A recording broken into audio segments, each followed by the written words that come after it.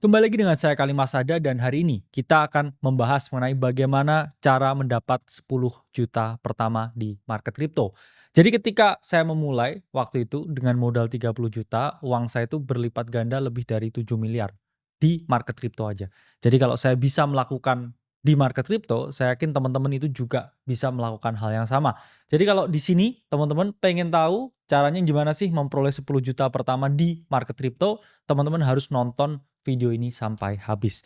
Nah, saya memang banyak sekali memperoleh pertanyaan. Kadang kita ngomong dengan nominal yang cukup tinggi, beberapa miliar, beberapa ratus juta. Tapi ternyata faktanya banyak teman-teman yang minta tutorial, saya ini gaji UMR dan bisa main kripto yang ngomongnya itu 1 juta sebulan atau 500 ribu satu bulan.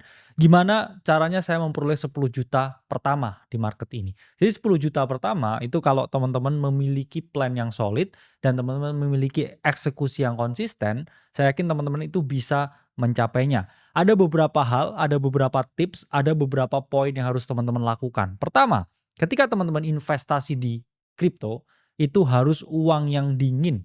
Maksudnya uang dingin itu bukan uang yang dimasukin kulkas.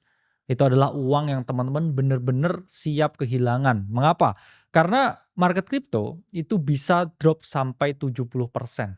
Bahkan Bitcoin itu bisa turun lebih dari 50%. Itu analoginya kalau teman-teman masukin uang ke Bitcoin 100 juta, itu tahun depan bisa jadi 50 juta. Kalau teman-teman masukin 10 juta, kalau Bitcoin turun itu bisa tinggal 3 juta, bisa tinggal 4 juta. Jadi teman-teman harus sangat berhati-hati karena kripto itu memiliki risiko yang sangat tinggi.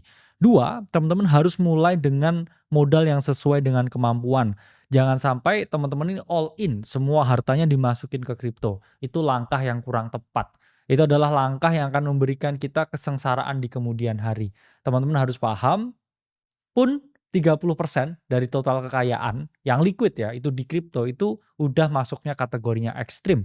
Misalkan teman-teman punya rumah, teman-teman punya mobil, teman-teman punya sepeda motor, punya tanah, dan aset liquid di tabungan itu 1 miliar, 300 juta itu ke kripto itu udah tinggi banget.